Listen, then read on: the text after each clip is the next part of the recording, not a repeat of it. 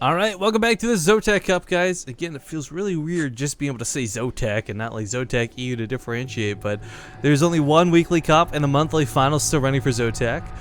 So a little bit sad, but glad that they're still in StarCraft 2 and haven't pulled out entirely. That's always a good thing to look at. For now, though, spawning the top right corner of the map. Well, actually, before that, quick introduction. I'm Rifkin. You're watching Base Trade TV. Joining me today is, of course, Blisk. And you know what, man? You're the Protoss. Why don't you go ahead and introduce the Protoss? I was hoping I didn't have to, but here in the top right hand corner we have, I think he's teamless, Arthur. Yeah, I'll explain that in a moment so it's less awkward. But his opponent in the lower left, of course, Blue, Terran, and of course a staple pillar in Europe. Give it up for Kas. I was a little bit worried, I'm not going to lie. People were talking about how Kas kind of put that thing with Daedalus, like, these maps are so stupid I quit the game. Like, I'm really glad he didn't actually quit the game. He has been one of my favorite Terran players since Wings of Liberty. Him and Beastie Cutie were kind of like, I don't know, my role models, I guess, back in Wings of Liberty. But to explain what Blisk was talking about here, guys, real quick, there's some confusion as far as Arthur. Like, you know, he announced the fact that he joined a team and the community rejoiced because everyone loves Arthur. And they were really sad that he wasn't on a team for a while, but ESC can offer him an invite. I think the contract wasn't read properly. There's an English translation thing. Whatever the case may be, I don't believe he ended up signing it in the end, but still just joined the team for fun on the ladder. So that's where we're at as far as assumptions go. Yeah. But Arthur is a really talented player. He's I think he made it through his Code 8 group, right? Actually, I didn't get to watch any of those. Yeah. Because he was Code 8? Really? Well, I remember he was talking about trying to get his premiere sorted here for season 1, so I assume he got through. Well, either way, yeah, I wouldn't be surprised if he did, honestly. Like, a lot of people, this was problematic with Arthur, right? Like, ex-Slayers player, he's like top 16 GM Korea most of the time, and yet he's still this player that's kind of undervalued by a lot. And a big part of that, he relies on a lot of all-any type plays to play most matchups, let's be honest, but the thing is, Arthur's got some really talented macro behind it, and a lot of people don't get to see that because, of course, it's usually done on a barcode when people don't know it's him. Yep. And weirdly enough, he actually saved up. No, it's fine actually. Yeah, so he saved up 2 chrono boosts, one for the Stalker and one for the Mothership Core, and he's gonna put on pressure with this. And this is actually very good against greedy builds like what Kas is doing. Like, he's getting a reactor barracks with nothing.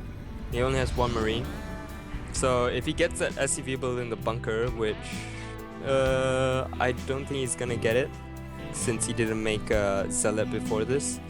Yeah, but yeah, he can do. Yeah, he can try to poke at the bunker, I guess, and put in some pressure and scout with the Mothership Core, of course. This is really irritating scenarios too, where as a Terran player, you've lost the game to a Chronodot, Zealot, and a Stalker because you just couldn't get this down in time. But I love that opening, so sick. I hate that opening, so disgusting, or equally sick, but in a different manner.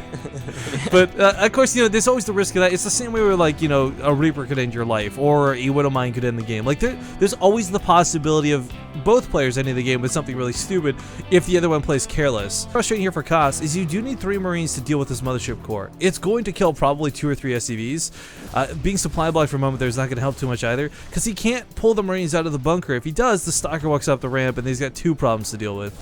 So has to wait, of course, a little bit longer. He kills the mule. No. Wow, he's repairing it. He's repairing the mule. That's a sick save. You know, that's okay. Legit, that sounds like a joke, guys, but that was actually kind of a sick save, because this is going to be a lot of extra money that he keeps mining with rather than, like, losing it. I mean, you spend like 4 minerals, I think. Or actually, do you even spend minerals repairing a mule? I don't think so, because it's a free unit. So, like, because repair is based off a percentage of the cost of the unit, for those who don't know. So I think that you could repair a mule for free.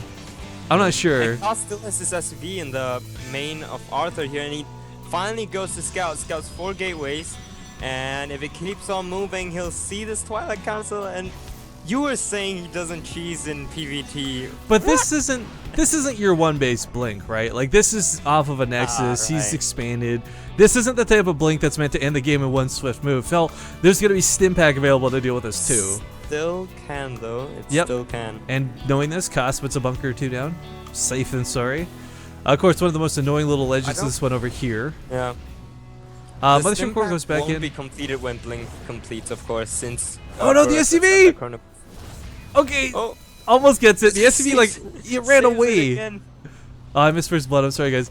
It ran away from the SCVs that were repairing it, though, of course, because it was on mining mode. But here on the front lines with 2 bunkers, he will hold off against low amounts of stalkers and these sentries.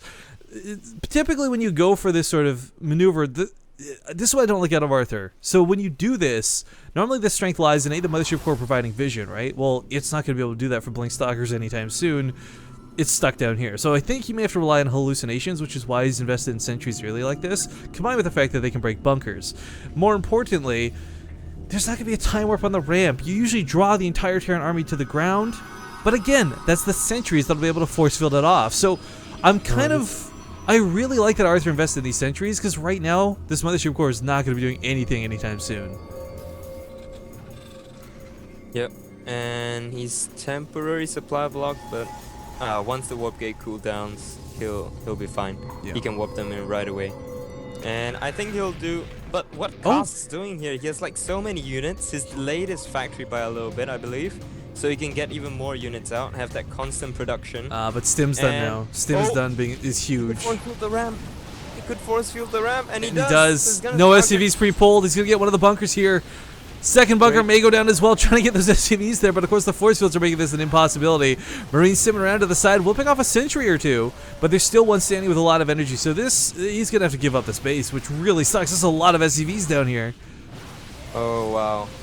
And that Clut force field there, and Kast just having slightly too little units on that low ground. Time warp's going to make this problematic. I mean, yes, Stim, but not enough Marauders to deal with so many Stalkers. Yeah, the Blink Micro here is pretty good here out of Arthur, but yeah, good game in the end. Losing that base was a little too much, and Arthur will actually be one of the first people to lock his place into the grid. So congratulations to him.